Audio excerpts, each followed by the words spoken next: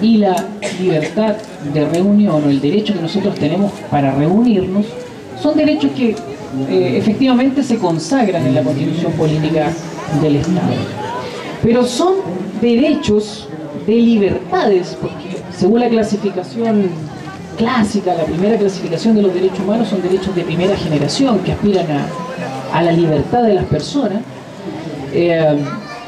Tienen unos límites muy particulares en nuestro Estado, en nuestra administración política, que al menos me voy a referir. Por ejemplo, la libertad de expresión, la libertad de reunión, la huelga, el derecho a la educación y todos los derechos que tienen que ver con la protesta social tienen como limitación la seguridad nacional, el orden público, la paz social, las buenas costumbres, la ley, el derecho de los demás.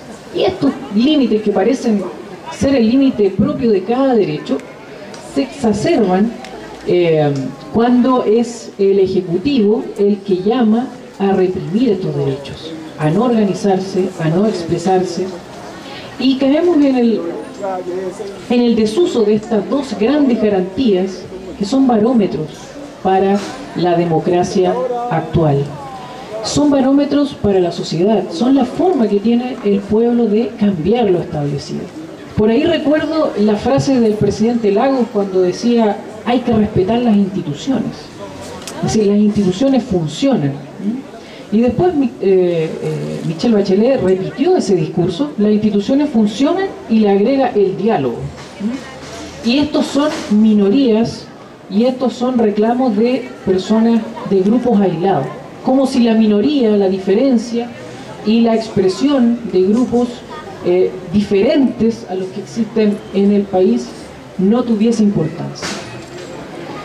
Y luego llegamos a un gobierno de derecha en donde los límites se extralimitan, es decir, ya no son límites sino que son derechos. O sea, el orden público, la paz social se transforman, ya no en límites sino en extralímites, se transforman en ideales de una política represora.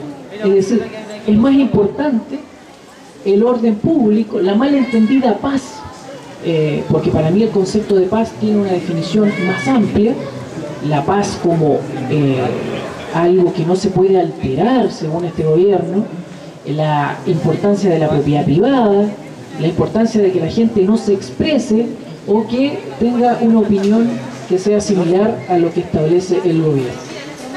Estos límites impuestos a esta garantía hace precisamente que estos derechos humanos, estas facultades o títulos que tenemos por ser persona, o sea, por ser persona nosotros tenemos derechos humanos y precisamente tenemos la libertad de expresar nuestra idea, sea que estemos en un grupo minoritario, en un grupo mayoritario, en un partido político, etc., puedan desarrollarse y puedan, lo más importante, exigirse.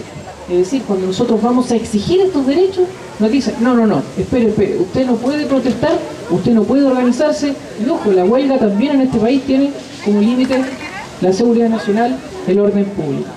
Todo lo que tenga que ver con cambio social, todo lo que tenga que ver con enojo, todo lo que tenga que ver, o todo lo que llame a la sociedad a organizarse para cambiar, para decir otro Chile es posible, tiene limitaciones.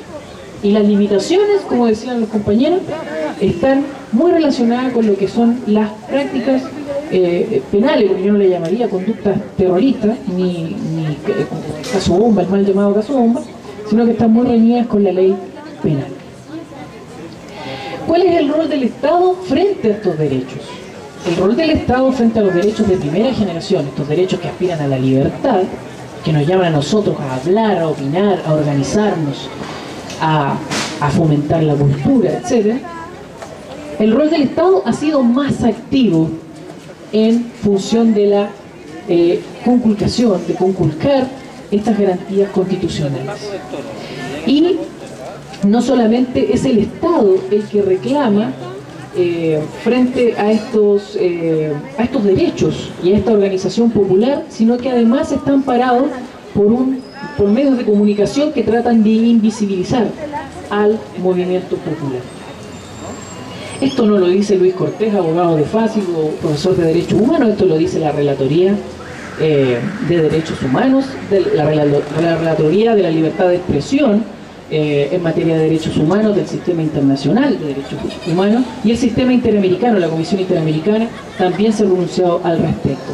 Es decir, no solamente hay normas nacionales, normas domésticas que nos dicen a nosotros, mira, tú puedes hablar y puedes organizarte para hablar y pensar distinto, sino que también hay un sistema interamericano, la Comisión Interamericana, que hace poco el presidente Correa de Ecuador dijo que podíamos cambiar, reformar esta Comisión Interamericana porque se ha transformado, al igual que la antigua Comisión y hoy Consejo de Derechos Humanos de la ONU, en un aislamiento político y sometido a lo que Estados Unidos y que los países poderosos de la región dicten. Necesitamos un nuevo sistema de derechos humanos en la región. Pero ¿cuál es el rol del Estado frente a estos derechos? ¿Por qué el Estado se interviene tanto para decir que ustedes no se pueden organizar ni pueden luchar y no reconoce este derecho humano a la protesta social? Y porque en definitiva el Estado quiere seguir con este discurso de Lagos, de que las instituciones funcionen, de que Michelle Bachelet llame a un diálogo, y ahora la represión llevada al máximo en este gobierno de derecha. Criminalizar la protesta social, es decir, tratar de que todas las ideas políticas sean canalizadas a través de lo que hay o de la institucionalidad que ya está determinada y que nosotros queremos reformar. Intervención de la policía. La policía efectivamente es una policía militarizada. Acá cuando dicen vamos a sacar a los militares a la calle, oye, los militares ya salieron a la calle. Carabineros de Chile tiene una ley orgánica constitucional donde expresamente señala que ellos son una institución armada, una institución jerárquica. Es decir, estamos hablando de una policía. En Chile no existe una policía civil que respete los derechos humanos. Recién hace poco se creó un departamento de derechos humanos en Carabineros, y nosotros como personas conscientes, críticas, que exigimos los derechos, tenemos que también organizarnos y reclamar ante la policía y los abusos. Ahí el compañero hacía el recuerdo del recurso de protección que interpusimos con la CUT por las redes sociales. Es decir, incluso llega a esto el gobierno. Antes de que nosotros podamos emitir una opinión, ya nos está vetando. Nos está diciendo, mira, tú puedes opinar, pero cuidado, que te estamos revisando desde arriba. Hay un policía, como diría Foucault, un panóptico que nos está revisando, pero de una manera brutal. No nos están dejando decir nuestras ideas y llevarlas también a la práctica. Por último, terminar diciendo que hay un desafío como organismos sociales, un desafío como ONG, como el Comité Ético contra la Tortura y otras organizaciones en materia de derechos humanos, de educar para la paz, de educar en derechos humanos. Y la paz, aquí viene el concepto importante que tiene la paz. No significa el estar estático y no tener protesta en todo un año, como dijo en algún momento la intendenta de acá de la región metropolitana, que lo mejor que le puede pasar al movimiento educacional es no tener protestas y que dejen estudiar a los que quieren estudiar, a los niños que quieren estudiar, sino que la paz como exigir justicia. No puede haber paz en un estado, en un país, si no exigimos justicia.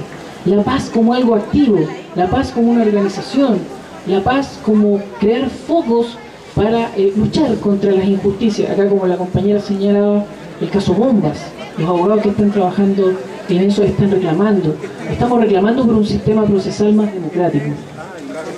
Y terminar diciendo, la protesta social efectivamente en otros países ya está tipificada como una norma que favorece al pueblo, que empodera al pueblo, no como un foco de violencia. No hay que asociar la violencia con la protesta necesariamente, sino que solamente como una manera de expresar tu opinión divergente. Gracias.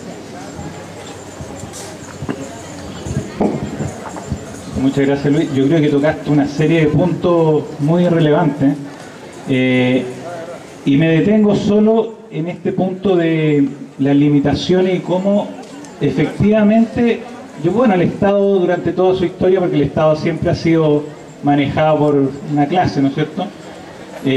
Una clase social que es la dominante, siempre ha exacerbado, ¿no es cierto?, estos límites del orden público, la seguridad nacional, la paz social, pero quizás este año se nos ha hecho un poco más evidente, ¿no?